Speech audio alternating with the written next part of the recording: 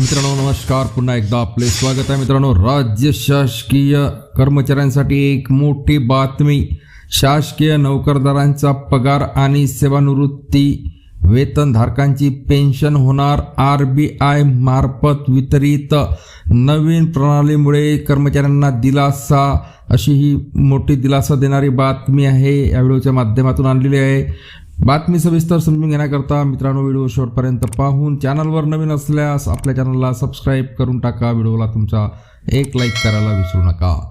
तर मित्रांनो, राज्य सरकारी कर्मचाऱ्यांचे पगार आणि पेन्शनधारकांची पेन्शन वितरित करण्यासाठी शासनाच्या माध्यमातून आता एक नवीन प्रणाली सुरू करण्यात आलेली असून आता या नवीन प्रणालीनुसार पेन्शनधारक आणि अधिकारी व कर्मचारी यांचे पगार रिझर्व्ह बँकेच्या माध्यमातून केले जाणार आहेत.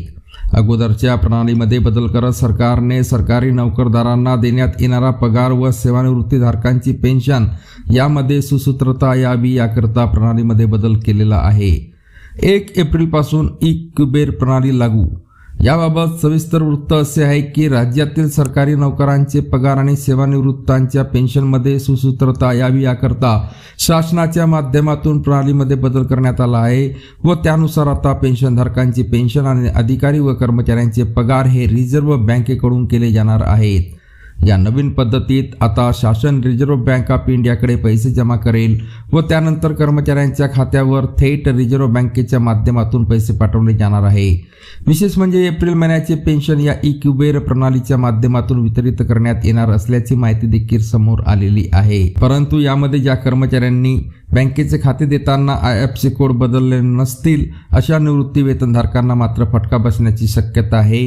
ही प्रणाली 1 एप्रिलपासून संपूर्ण देशात लागू करण्यात आली असून यानुसार आता पेन्शन देण्यासाठी असलेली ECS, NEFT, CMP fast plus इत्यादी पर्याय आता बंद करून पूर्ण क्षमतेने ई-कुबेर प्रणाली कार्यान्वित करण्याचे निर्देश देखील राज्य शासनाच्या वित्त विभागाने दिलेले आहे. अगोदर साधारणपणे निवृत्ती वेतनधारकांची पेन्शन स्टेट बँक ऑफ इंडियाकडून वितरित केली जात होती, परंतु आता या नवीन बदलानुसार ई-कुबेर प्रणालीच्या माध्यमातून रिझर्व्ह बँक ऑफ इंडियाकडे वितरित केली जाणार आहे.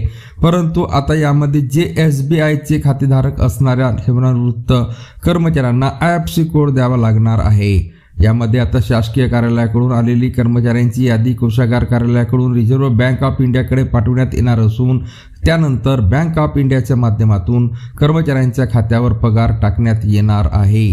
तर मित्रांनो, पुन्हा भेटूया पुढच्या व्हिडिओमध्ये नवीन अपडेटसह. तोपर्यंत धन्यवाद.